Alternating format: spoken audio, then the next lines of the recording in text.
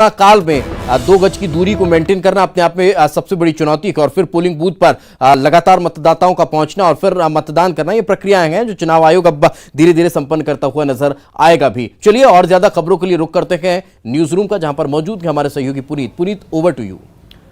शुक्रिया दीपेश। और अब चलिए आगे बढ़ते हैं और श्योपुर से जो तस्वीरें आई हैं वो दिखा देते हैं अपने दर्शकों को। पिकनिक मनाने के लिए कुछ गए थे लोग श्योपुर में और यहां पर फोटोग्राफी चल रही थी, इसी दौरान अचानक से पानी बढ़ गया और फिर देखिए क्या हालात हो गए। तस्वीरें देखिए, नदी का जलस्तर अचानक से यहां पर बढ़ता चला गया और बीच मझधार में ये लोग फंस गए। महिला और बच्चे यहां पर मौजूद थे, ये भी फंस गए। अचानक से असमंजस की स्थिति, घबराहट की स्थिति यहां पर बन गई इन लोगों के बीच में और बचाने के दौरान तेज धार से एक युवक बहने भी लग गया था। हालांकि वहां पर मौजूद लोग जो थे उन्होंने सजगता दिखाते हुए सभी को बाहर निकाल लिया। देखिए तस्वीर बता रही कि कैसे यहां पर जरा सी कुछ ही देर में ये हादसा, ये तस्वीर जो हादसे में तब्दील हो सकती थी, लेकिन लोगों की सजगता की वजह से इस युवक को भी बचा लिया गया, सभी को बचा लिया गया। दीपक हमारे सहयोगी हमारे साथ श्योपुर से मौजूद है, उनसे जानकारी लेते हैं कि कैसे यह हादसा हुआ दीपक, और क्या सभी लोगों की स्थिति ठीक है अभी?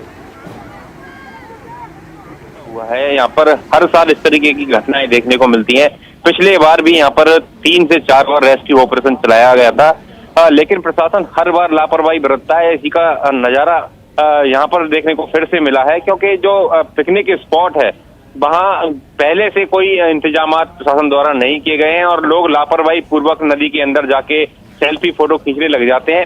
और इसी दौरान जब बारिश होती है, जंगल से पानी का बहाव बढ़ता है तो नदी चारों ओर से लोगों को घेर लेती है। ऐसा ही नजारा यहाँ पर देखने को मिला, लेकिन खास अच्छी बात यही रही कि मौके पर लोग मौजूद थे जिन्होंने इन लोगों को तत्काल रेस्क्यू कर लिया। हालांकि उनकी भी जान को जोखिम यहाँ पर हो सकता था और एक युवक बहने भी लग गया था, लेकिन गनीमत यही रही कि किसी की जान को कोई हानि नहीं हुई, सभी सुरक्षित बाहर निकाल लिए गए हैं।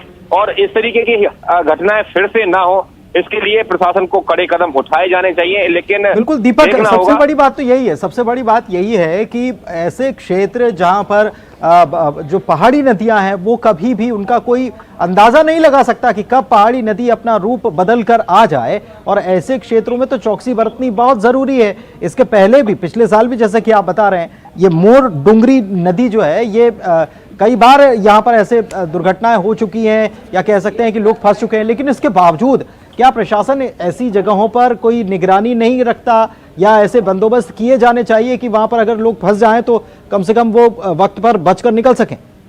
जी बिल्कुल पुनीत, जहां तक निगरानी और चौकसी की बात है तो आप जानते हैं कि अभी कोरोना के हालात चल रहे हैं। पिकनिक स्पॉटों पर भीड़ को रोकने के भी कदम उठाए जाने चाहिए और यहाँ पर लोग नहीं जाएं, इसके लिए गार्ड, पुलिस के इंतजाम भी यहाँ पर होने चाहिए।